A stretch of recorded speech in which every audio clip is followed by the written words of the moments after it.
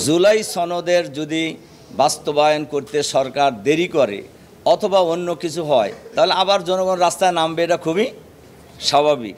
এখন বাংলাদেশের ঐক্যমত্য কমিশনের যে মূল আলোচনার বিষয়, জুলাই সনদের আইনি ভিত্তি কিভাবে দেওয়া হবে বা কি হবে, ইতিমধ্যে আজকে রাজনৈতিক দলগুলির সাথে যে পরামর্শ করেছেন ঐক্যমত্য কমিশন এবং বিশেষজ্ঞদের যে মতামত, এই সম্মিলিতভাবে একটা প্রস্তাবনা ওনারা পেশ করেছেন। অনেকগুলি প্রস্তাব পেশ করেছেন। এর মধ্যে উল্লেখযোগ্য হলো নির্বাহী আদেশে কি এটা জারি হবে কিনা, এরপরে আগামী পার্লামেন্টে এটা অনুমোদন করা হবে কিনা, অথবা সুপ্রিম কোর্টের বিচারপতিদের কাছে এটা পাঠানো হবে কিনা, অথবা গণভোট দেওয়া হবে কিনা। আমরা অনেকেই অনেক কথাই বলেছে।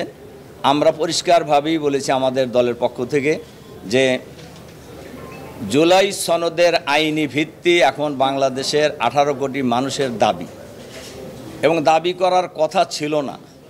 অনেকেই রাস্তায় মিছিলের উদাহরণ দিতেছেন। সবার জানা আছে রাস্তার মিছিলের মধ্য দিয়ে ফ্যাসিবাদী সরকারের বিদায় হয়েছে। সুতরাং জুলাই সনদের যদি বাস্তবায়ন করতে সরকার দেরি করে অথবা অন্য কিছু হয় তাহলে আবার জনগণ রাস্তায় নামবে, এটা খুবই স্বাভাবিক। এ ব্যাপারে এর বাইরে যাওয়ার তো কোনো সুযোগ নেই। যে কোনো দাবি দেওয়া আদায়ের জন্য বাংলাদেশের ঐতিহ্যই হলো আন্দোলন, সংগ্রাম, লড়াইয়ের মধ্য দিয়েই এগুলি বাস্তবায়িত হয়।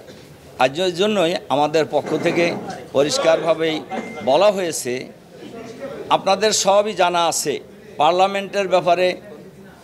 অনেকেই পার্লামেন্টের কথা বলেছেন। পার্লামেন্টে 1990 সালে গণ অভ্যুত্থানের পর, এরশাদ সাহেবের পদত্যাগের পর সব দলেরই একটা ঐক্যমত ছিল যে কেয়ারটেকার সরকারের এই ফর্মুলা পার্লামেন্ট কী বলে সংবিধানে সংযোজন করা।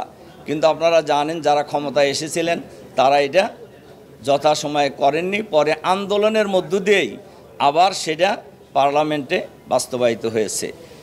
এরপরে এইটা কিন্তু আবার সুপ্রিম কোর্টই বিচারপতি খায়রুল হকের নেতৃত্বে এটা আবার বাতিল করা হয়েছে, এটা আপনারা সবই জানেন।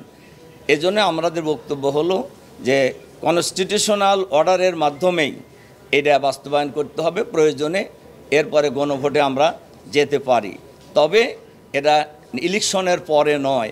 অবশ্যই জাতীয় সংসদ নির্বাচনের আগেই এ ব্যাপারে গণভোট হতে হবে। এটা হলো আমাদের মূল বক্তব্য। কাজে এই বক্তব্য আমাদের পক্ষ থেকে আজকে ঐক্যমত্য কমিশনের মিটিংয়ে আমরা পরিষ্কারভাবেই বলেছি।